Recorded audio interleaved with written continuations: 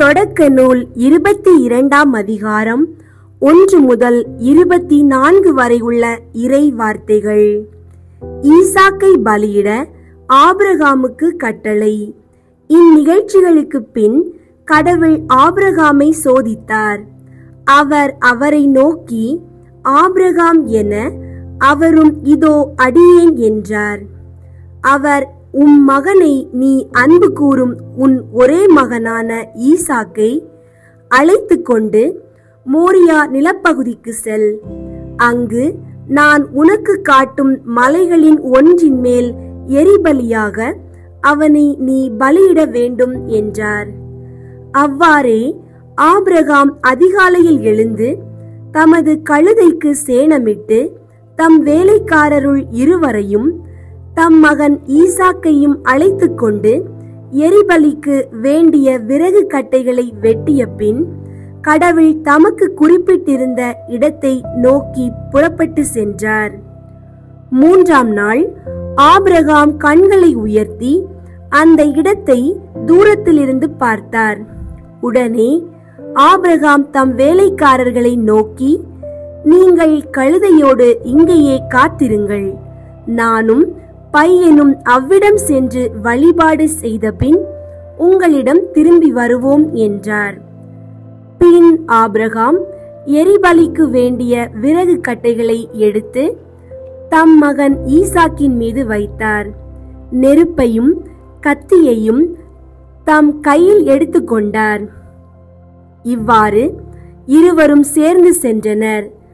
அப்பொழுது ஈசாக்கு தன் தந்தையாகிய ஆபிரகாமை நோக்கி, அப்பா என. அவர், என்ன மகனே என்று கேட்டார்.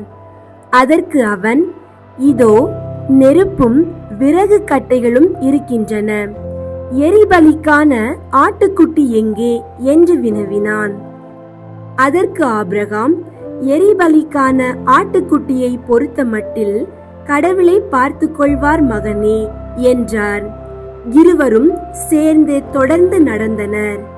ஆபிரகாமுக்கு கடவுள் குறிப்பிட்டு சொல்லிய இடத்தை அவர்கள் அடைந்தனர். அங்கே ஆபிரகாம் ஒரு பலிபீடம் அமைத்து அதன் மேல் விறகு கட்டைகளை அடுக்கி வைத்தார்.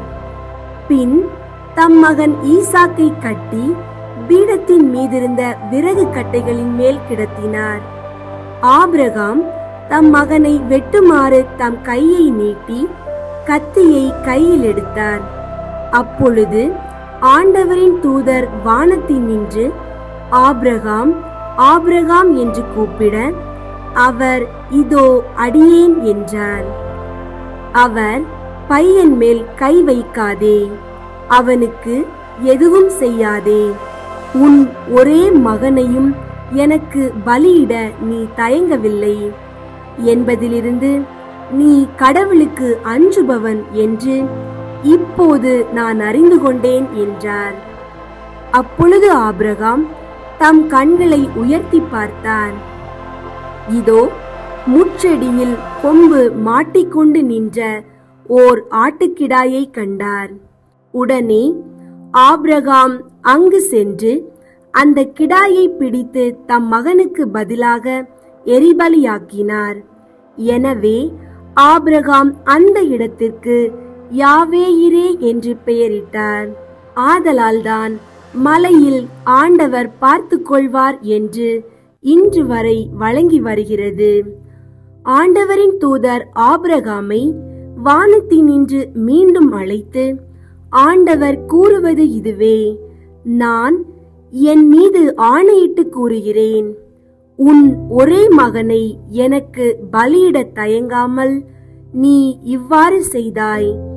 ஆதலால் நான் உன் மீது உண்மையாகவே ஆசி பொழிந்து விண்மீன்களைப் போலவும் கடற்கரை மணலைப் போலவும் உன் வழிமரபை பலுகி பெருக செய்வேன். உன் வழிமரபினர் தம் பகைவர்களின் வாயிலை உரிமையாக்கிக் கொள்வர். மேலும் நீ என் குரலுக்கு செவி கொடுத்ததால் உலகின் அனைத்து இனத்தவரும் உன் வழிமரபின் மூலம் தங்களுக்கு ஆசி கூறிக்கொள்வர் என்றார். பின் ஆபிரகாம் தம் வேலைக்காரரிடம் திரும்பி வந்தார். அவர்கள் ஒன்று சேர்ந்து பெயர் சபாவுக்கு திரும்பி சென்றார்கள். அங்கேயே ஆபிரகாம் வாழ்ந்து வந்தார். நாகோரின் வழிமரபினர். இந்நிகழ்ச்சிகளுக்கு பின் உன் சகோதரன் நாகோருக்கு மில்கா புதல்வரை பெற்றெடுத்திருக்கிறாள் என்று ஆபிரகாமுக்கு சொல்லப்பட்டது. மூத்த மகன் ஊசு, அவன் தம்பி பூசு. ஆராமின் தந்தையான கெமுவேல், கெசேது, அசோ, பில்தாசு, இதிலாபு, பெத்துவேல். பெத்துவேல் ரெபேக்காவின் தந்தை. இந்த 8 புதல்வர்களையும் மில்கா ஆபிரகாமின் சகோதரன் நாகோருக்கு பெற்றெடுத்தாள். மேலும் அவனுக்கு மறுமனைவியாகிய ரயுமா, தெபாகு, ககாம், தகாசு, மாக்கா என்பவர்களை பெற்றெடுத்தாள். ஆண்டவரின் அருள்வாக்கு. இறைவா, உமக்கு நன்றி.